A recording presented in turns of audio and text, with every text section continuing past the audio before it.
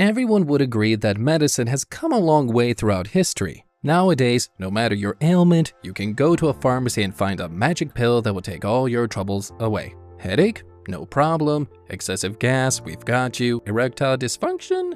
Me too, brother. But things took a while to get to this point. Back in the day, in many ancient civilizations, and even in the early days of the US, discovering medicines was error, and there was a lot of error.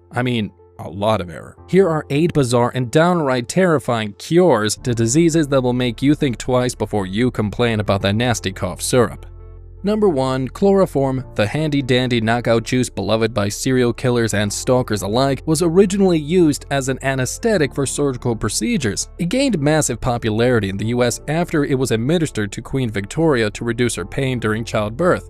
And hey, if I had to push out 9 royal babies, I'd probably reach for the rag too. Chloroform was later used on soldiers in the Civil War and other conflicts around the globe. However, a spike in sudden, unexplained deaths during surgeries led to controversy surrounding the drug's use, and chloroform's popularity as an anesthetic died down. Aside from just putting patients to sleep, chloroform was also used for a variety of medicinal purposes. It was used to treat asthma, cholera, and even gonorrhea, and was used as arthritis, allergies, indigestion, migraines, and even cancer. People would usually drink their urine, but could also massage it into their skin or gums to get the desired effect. Ancient Roman dentists are even known to have used it to whiten teeth, which to me just sounds like they enjoyed pranking their patients. In the early 20th century, a British naturopath popularized the practice of drinking your own urine, or urophagia. He called it urine therapy, basing his evidence on personal experience with ingesting his own urine. At one point, he claimed that in a bout treated himself with a 45-day fast that consisted only of urine and tap water. Out with the old and in with the old? He wrote books on the subject and prescribed urine therapy to thousands of patients. Urophagia and urine therapy has been most popular in India and, unlike the previous entries on this list, is actually still practiced today, despite numerous studies advising against it and outlining the various health risks associated with it. Personally, I'll stick to Advil. Number 4. Malaria. Yeah, that malaria. In 1927, Austrian doctor Julius Wagner-Jauregg witnessed a psychosis patient return to sanity after recovering from a high fever that was caused by a bacterial infection. This was apparently Wagner-Jauregg's eureka moment. He hypothesized that fevers could be a cure for psychosis, specifically psychosis as a result of advanced syphilis. After what I can only imagine were some pretty persuasive explanations, he began administering malaria to patients with syphilis in order to induce a fever. The malaria would cause a patient's fever to reach such a high level that syphilis couldn't survive in the body. The syphilis would die, and then the patient would be treated for the malaria itself, usually with quinine. Now, Wagner-Jauregg was not entirely wrong, as he did have a success rate of about 25% using this procedure. The other 75% of the time, either the procedure was ineffective or the patient died from the malaria itself.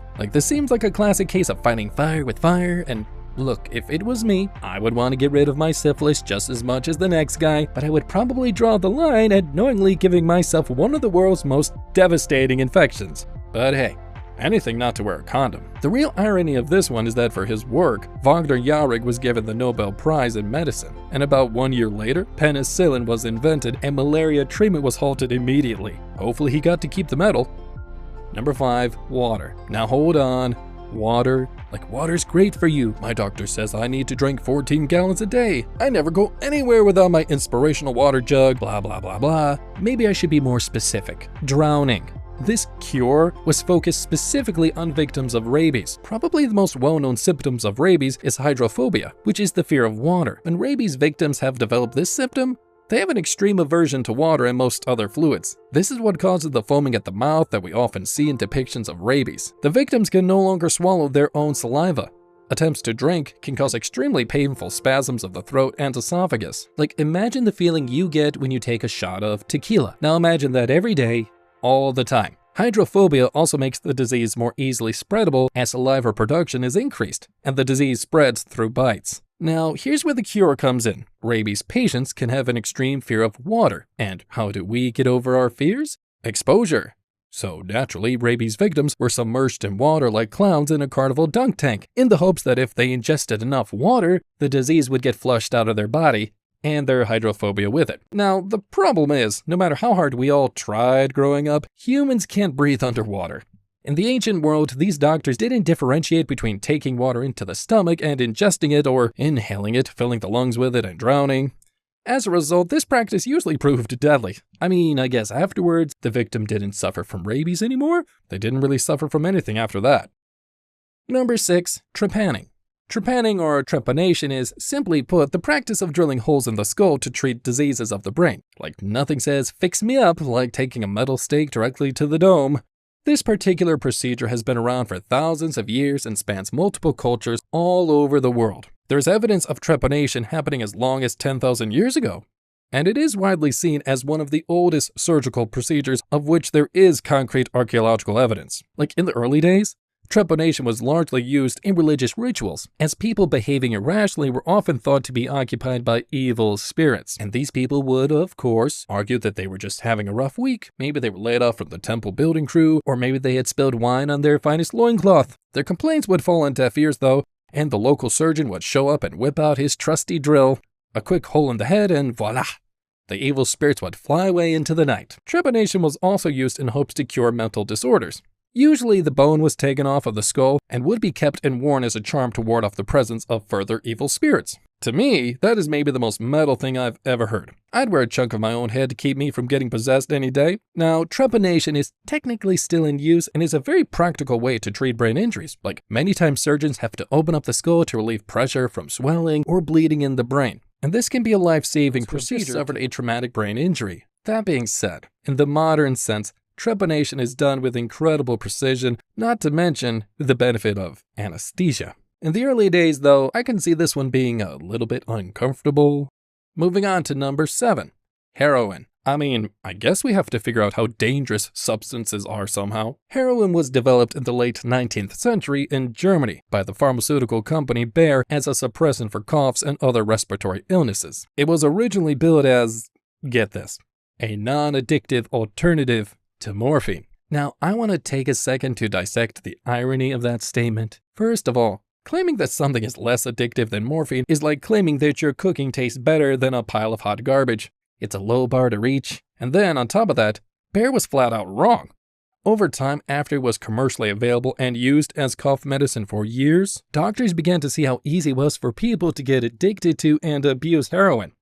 Like, the medical community quickly took note of the dangers, and by the early 20th century, its use as medicine was heavily restricted. So, don't do drugs, kids, just take a lozenge. Number 8, red hot irons. Now, I just couldn't resist including this one. If anyone has ever had a hemorrhoid, you know how much of a pain in the ass they can be, literally. A hemorrhoid is what occurs when the veins or blood vessels in or around the anus become inflamed, swollen, and irritated. Like, they can be internal, presiding just inside the colon, or external, hanging down outside the anus like a bunch of nasty grapes. Hemorrhoids are usually nothing more than a nuisance, making it uncomfortable to sit or use the bathroom. They can be treated with ointments, painkillers, and home remedies, but in the olden days, because why the hell not, treatment for hemorrhoids included shoving a red-hot iron directly into the anus to essentially burn off and cauterize the hemorrhoids to the point where they were no longer hemorrhoids. Sure, because at that point they were third-degree burns. Either way, I can't sit. This procedure was popularized by Hippocrates, known as the founding father of medicine.